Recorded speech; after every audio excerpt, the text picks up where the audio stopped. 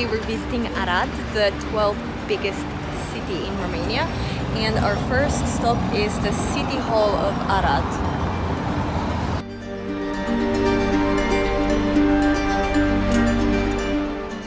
In English this is actually referred to as the Administrative Palace, and it was opened in 1872.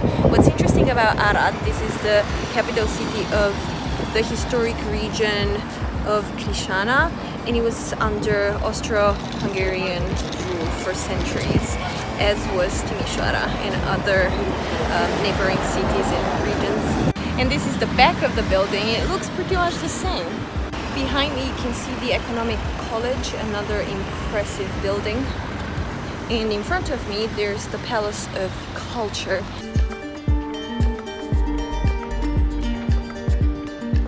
I cannot believe how grand those buildings are. I legit didn't expect to see this. When you're born and raised in Bucharest, you're a bit sheltered. I mean, you don't know a lot about your country, which is kind of sad, but you don't realize that there's more cities in Romania than Bucharest. The Cultural Palace was built in 1913, 5 years before Romania won its independence. The Palace of Culture also served as the Philharmonic of State from Arad. We're now looking at Mures River.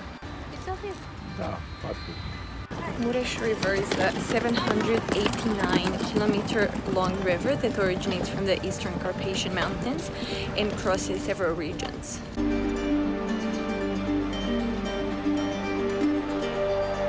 I'll stop saying impressive architecture or impressive building every single time I show you a building, because I would basically have to say impressive after each time. So you get the idea. When I show you something, you can complete it yourself with extraordinary architecture. I don't know what this thing in front of me is, but I think it's a church and it looks good.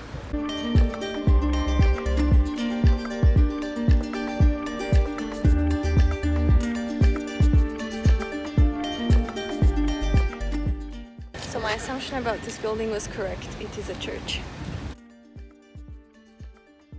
I think that building was something like a block of flats. So they're interbellic. This is the Palace of Youth, but if you ask me, it looks a little bit old.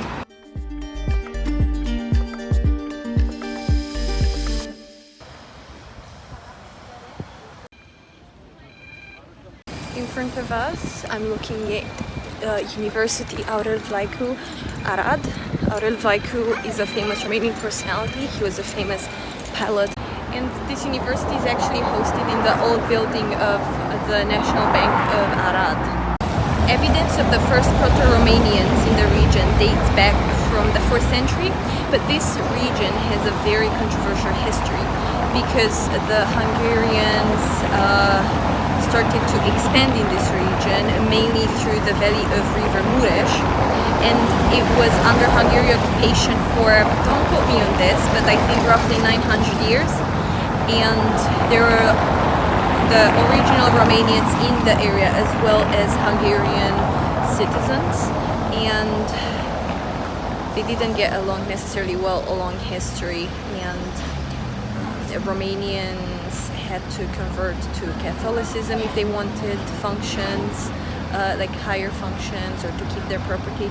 There's a bit of a controversial history. And then after the First World War, when the Austro-Hungarian Empire collapsed, Transylvania got, which is the entire region and covers Banat and Crișana, which is the historic region where we're here, it was finally connected to Romania and we became a country. So the different regions of Romania, which were independent and under different sort of rules until then, finally we got unified under one ruler, and Romanian became the official language across all regions. And yeah, so we've been an independent country for 102 years. Another gorgeous building. No idea what this is, but it's, you know it, impressive. Judging by the entrance, looks like it was a palace. I'm now looking at a grand Roman Catholic church, actually cathedral.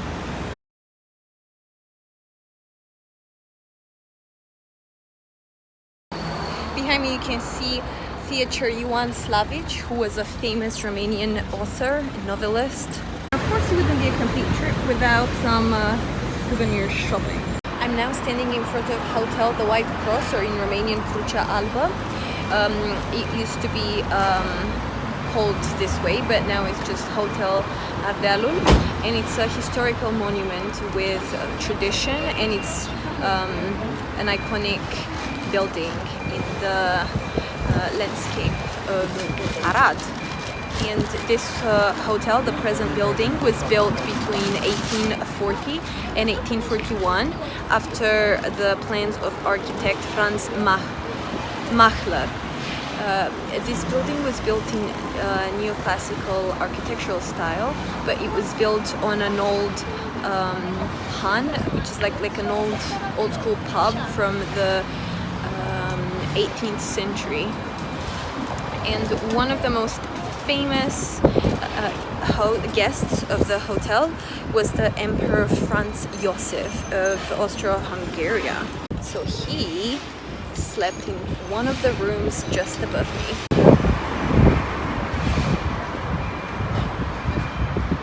Unfortunately, everything on the other side is under renovation.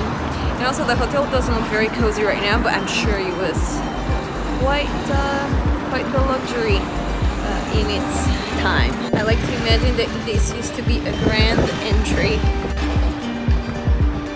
I like the buildings here look better preserved than some of the buildings in Timișoara, like speaking overall. But unfortunately, a lot of them, both here and in Timișoara, if you haven't watched my Timișoara video, make sure you check it out, I'll link it somewhere on the screen. A lot of them were just left to degrade or taken care of, and it's such a shame because those are just historic treasures. I would like to come back here in a couple of years and hope that they've been restored back to their glory.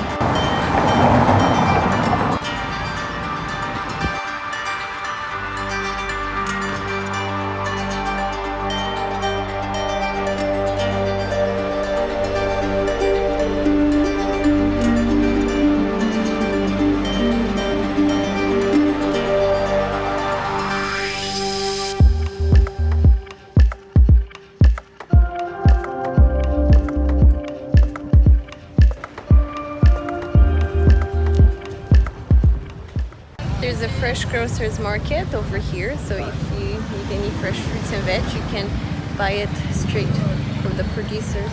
So this building is called the Church and School, and it belongs to the parish church of Romanian parish church of Arad, and it's known as the Old Cathedral. It was built between 1861 and 1865, and it's under the care of Saint John the Baptist. It was built as a place of worship. It's for the Romanians in Arad. This is an Orthodox church, and it was built in a time when the official religion in this area was Catholicism. So it's considered a building of national importance because it helped the Romanians from this region to worship in their beliefs. And this, the grocers market, is actually called the Square of the Cathedral, and it's where the farmers come to sell their produce. You can find really good watermelons in Romania at this time of the year, August. Squat slapping because my feet hurt. So my conclusion is the following. I highly recommend you visit Arad. In my opinion, it's a highly underrated city. It's worth a visit.